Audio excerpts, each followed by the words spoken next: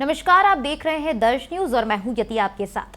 पूर्व सांसद मोहम्मद साहबुद्दीन की पत्नी हिना साहब फुल ऑन राजनीति मोड में नजर आ रही हैं। जी हां, हिना साहब जो हैं वो सिवान से निर्दलीय प्रत्याशी के तौर पर नामांकन दाखिल कर चुकी हैं। नामांकन के दौरान की अगर बात करें तो बहुत ही गुप्त तरीके से हिना साहब नामांकन करने पहुंची थी। 10-12 लोग जो कि भगवा रंग में रंगे थे, उनके साथ नामांकन करने कलेक्ट्रेट ऑफिस पहुंचे थे।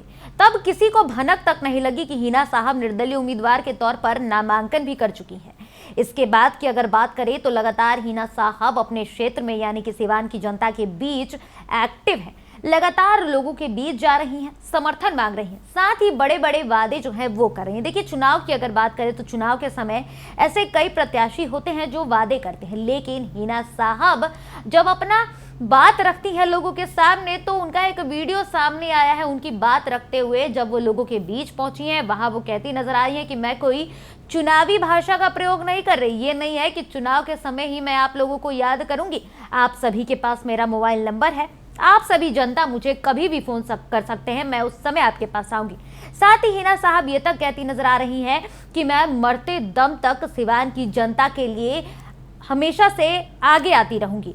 और ये भी हिना साहब ने कहा है कि बस चुनाव के लिए ही नहीं, चुनाव के बाद भी मैं जो जनता है, मेरी सिवान की जनता अगर मुझे जीत दिलाती है तो मैं ये सुनिश्चित करती हूँ कि आप आगे आगे रहेंगे और मैं आपके पीछे पीछे हमेशा से नजर आऊंगी।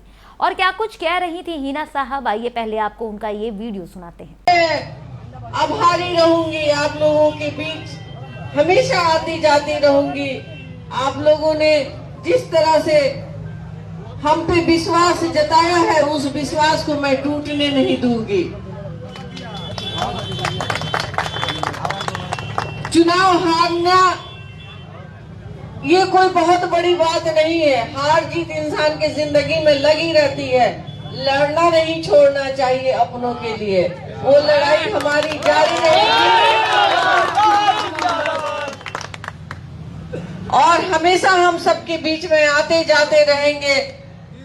सभी के सम्मान में, सभी की सेवा में ये मैं हिना साहब, आपकी बहन, आपकी बेटी, आपके द्वार पे हमेशा दुख सुख में शामिल रहेगी। ये मेरी पक्की जुबान है, ये चुनावी भाषा नहीं है।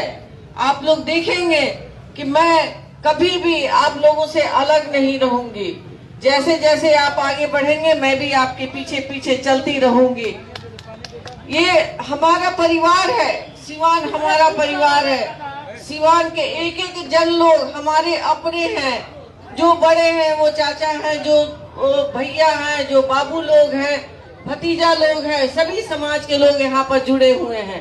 सभी को मैं, कोई भी बात हो, कोई भी दुख हो, सुख हो, आप लोग कभी भी हमको खबर कीजिएगा। मेरा हर एक नंबर हर किसी के पास है, मोबाइल नंबर। मैं चाहती हूँ कि हर कोई मुझे हमेशा याद रखे, ताकि मेरा घर से निकलना जो सेवा भाव है वो सार्थक हो जाए, मैं इसमें कामयाब हो जाऊं।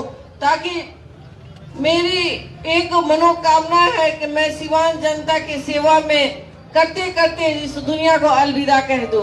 यही मेरी सोच है, ताकि आप लोग भी हमें कहीं ना कहीं अच्छे शब्दों से याद करें। जैसे आप लोग डॉक्टर मोहम्मद साहबुद्दीन साहब को अपने दिल में रखते हैं, मैं भी चाहती हूँ छोटा सा जगह मेरे लिए भी हो, क्योंकि समाज सेवा ही सबसे बड़ा कर्म और धर्म है मेरा। इसके अलावा मेरा कोई काम नहीं है। मैं आप लोग तो सुना आपने हिना साहब ने क्या कुछ बातें कही हैं। बता दें कि हिना साहब ने नामांकन दाखिल कर दिया है और वो भी निर्दलीय प्रत्याशी के तौर पर। कलेक्ट्रेट के बाहर जब वो नामांकन दाखिल करने पहुंची थी तो अचानक से भीड़ हो गई, क्योंकि किसी को पता नहीं था कि हिना साहब नामांकन करने आ रही हैं। ऐसे में हिना साहब ने नामांकन दाखिल कर दिया है और अब सिवान की जो सीट है वो भी कहीं ना कहीं इस बार बिहार के लोकसभा सीटों में बहुत चर्चित सीटों में से एक है और हॉट सीट भी है, क्योंकि हिना साहब के पति जो है मोहम्मद साहबुद्दीन, वो आरजेडी से सांसद थे। उनके निधन के बाद से लगातार हिना साहब ये दावे कर रही थी कि आरजेडी ने उन्हें इग्नोर किया है और ऐसे में उन्होंने बेरुखी दिखाई, उनके मन में टीस थी और उन्होंने ये ऐलान कर दिया अचानक से कि वो निर्दलीय तौर पर चुनाव लड़ेंगी, वो भी सिवान से। अब हिना साहब लोगों के बीच जा रही हैं, सिवान की जनता के बीच हैं और लगातार एक्टिव है, लगातार लोगों का समर्थन उनको मिल रहा है। आप तस्वीरें देख सकते हैं कि जब हिना साहब लोगों के बीच जाती हैं तो किस प्रकार से उनको सुनने के लिए लोगों की भीड़ जो है वो जमा हो जाती है। साथ ही हर उम्र के लोग हिना साहब को समर्थन देते नजर आ रहे हैं। दर्श न्यूज पर फिलहाल के लिए इतना ही। देश, दुनिया और बिहार झारखंड की तमाम खबरों को देखते रहने के लिए बने रहें दर्श न्यूज के साथ। धन्यवाद।